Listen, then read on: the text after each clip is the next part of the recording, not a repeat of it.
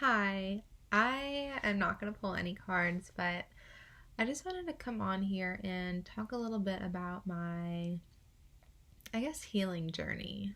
I was going to say spiritual journey, but isn't that what healing is? Isn't it all just going inwards? And I think going inwards is such a spiritual experience because we are just getting to know ourselves on a more intimate level. But I really wanted to talk about what I've been attracted to lately and what I've been attracting into my life. I've noticed lately that I've been attracted to the color orange lately, and I am really into color symbolism. And orange is a color that represents our sacral chakra. And I've mentioned this before, but the sacral chakra represents our creativity, our sexuality, our individuality, and our passions. And right now, or like for me, my passions are healing through self-improvement and reading tarot cards and spreading that knowledge to whoever is wanting to heal themselves or whoever's really willing to listen to me talk about it, because I really love telling you what that color means or what that number means if you keep seeing it, or what your dream may mean. Or I love reading tarot and oracle cards. So I've been attracted to orange a lot lately. I've been wearing my carnelian necklace to really embody that energy and to attract the energy needed to pursue my passions. And I've been drinking orange Gatorade. Like, what? I don't even like the color orange. And I'm just like, I look around me and I'm like, oh, that's orange. And I'm just like drawn to it. So and as I look up at my thing here, love orange represents joy, energy, education, strength, action, and stimulation. So that is exactly what I'm trying to manifest into my life. And I have actually been able to attract people in my life, or people who have been asking me for tarot readings. So since the new year has begun, I have actually done a reading like every day for someone, which is amazing, because I have mentioned this before, but I put that on pause. But now it's just like I'm go, and I am so energetic about it, and I'm not like feeling so drained. And I really feel like, because I am wearing orange and wearing my carnelian necklace, these things are coming to me because I'm manifesting. I'm making this happen for myself. This is like my call to the universe, like, hey, this is what I want, and I'm making it happen for myself. And that energy is just being given to me to be able to take the action I need to do what I want. And so something right now that I'm currently trying to manifest is a new living environment. So I am currently trying to utilize what they call candle magic. I have been burning green candles to attract abundance and money and the financial means to be able to support me while I transition into, I guess, a new living space for me, which won't be like till later down the line. But until then, I am making the moves needed to be able to financially do that. I am working with my green stones and green crystals and burning green candles with the intention of manifesting money. And through my passions, through tarot readings, I am attracting that abundance to me to be able to accomplish what I want. So like another way that I manifest that I mentioned in previous readings is journaling about it and writing it. Like, I am speaking what I want into existence. So if I want to live in a new living environment, if I want to move, I will make that happen because I believe that it is happening. I believe that it has already happened for me, and I'm waiting for the universe to catch up to my thought process. So in my mind, I am moving already. Like, I am moving. I have a new place in July, and I know that that will happen for me because I will make that happen through my manifestations, because I already believe that it's happened, and I'm just kind of waiting for it to happen.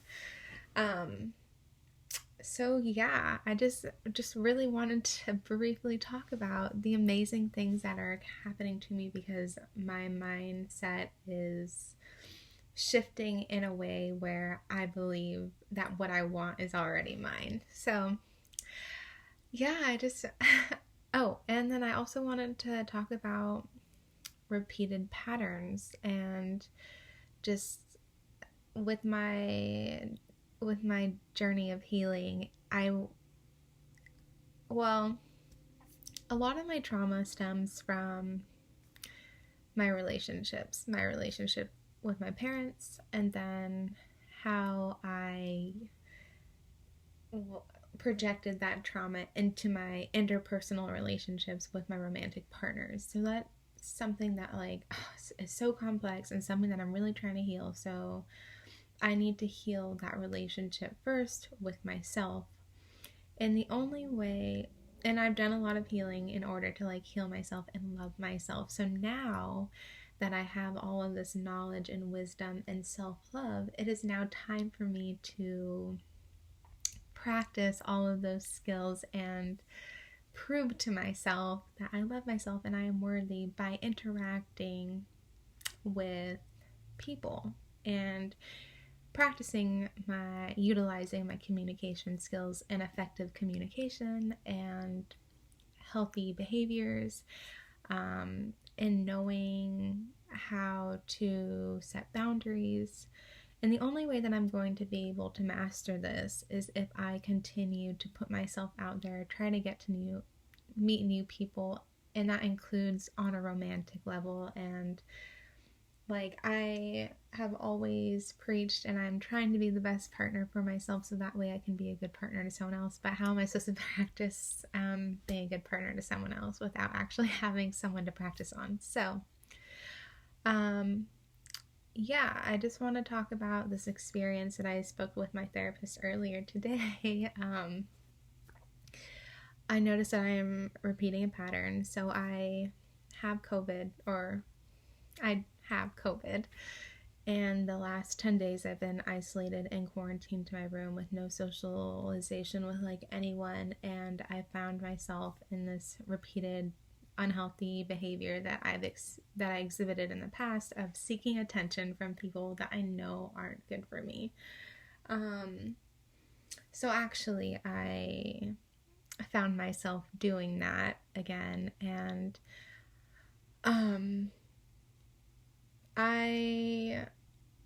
I'm kind of hesitant to even talk about it because I don't know who watches these videos, but all I know is that I am repeating a pattern and I'm going to follow through with it anyway. And my therapist told me hey, maybe you need to play the record to make sure that you still don't like this music.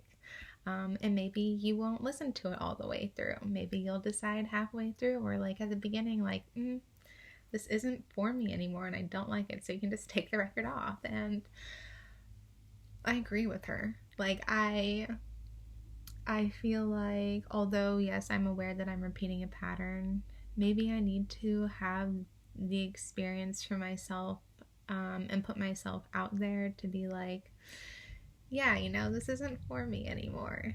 I'm not gonna engage with you or this behavior of seeking attention because I know that you'll give it to me. And I'm hoping that with the healing that I've done in the past, that I'll be able to recognize when it's time to draw that line and to take a step back and not proceed forward. And I think that's what healing's all about, right? Recognizing when you've hit that mark of not being able to go further because you've been there before and you know that it doesn't work for you, and you know that yikes, red flag. And I think that's just what my healing journey is all about. It's really just me testing my boundaries of, I've been here before, and now I don't want to go back there. So time for me to walk away. And I won't really ever know it's time to walk away until I take the steps forward. So I just really wanted to talk about that and how proud I am of myself, of my healing, really. And I am someone who doesn't like to burden people with my own problems, and I don't like to cry to people because that's just, it's a very vulnerable thing for me, and I feel like I'm gonna cry right now. But yesterday something triggering happened for me, and I hit up a friend and I texted her and I was like, hey, this is really uncomfortable that I'm even reaching out for you to ask for this, but like I'm feeling really low and I need someone. And that's not something that I do. And I told my therapist that today, and I was like, this is what I did when I was feeling this way. And she was like, wow, I'm gonna cry because I'm proud of myself. But she's like, I'm proud of you. Like, for you to put yourself out there and be vulnerable and tell your friend like that this is out of your comfort zone and that you're uncomfortable asking for help, but still doing it and still receiving that and allowing yourself to be vulnerable and to cry and to express that you're upset and why you're upset, that's huge. So yay me. And yeah, it was super uncomfortable and I hated doing it, but like I needed it. And for me to do something, even though that it was uncomfortable for me, shows great progress on my end. So, yeah, it just felt really, really good to know that like I didn't repeat a pattern of repressing my feelings because I was too stubborn or too proud to not reach out and ask for help. I am trying to embody this energy of accepting help and receiving help when I need it. So yeah, that's a little bit about what's going on with me, and I just wanted to share it because I am just so grateful for my life experiences, regardless if it gets hard. And my therapist was saying, like, healing is going to be painful and it's going to be emotional. And being healed, not that anyone ever gets completely 100% healed, because healing is a process and it's a lifelong thing, but healing and being healed does not mean you will not experience pain and that I'll never feel sad. But I know that I'll have made progress, and I'll know that I'm healing when something hurts me and I'm experiencing pain, but I'm not experiencing pain to such a high intensity or this level of extent that I used to in the past. Yes, it hurts, but it doesn't hurt as it used to. And I'm no longer engaging in behaviors that I used to do to help cope with the pain. I am now allowing myself to feel it, and I'm allowing myself to ask for help from friends, no matter if it feels uncomfortable or not. So yeah, I just wanted to put this video out there and say that this is my self-recognition video of saying that I am proud of myself. So yeah, thank you if you watched my videos. Thank you for being along with me on my healing journey. I'm gonna end the video, so thank you. Bye.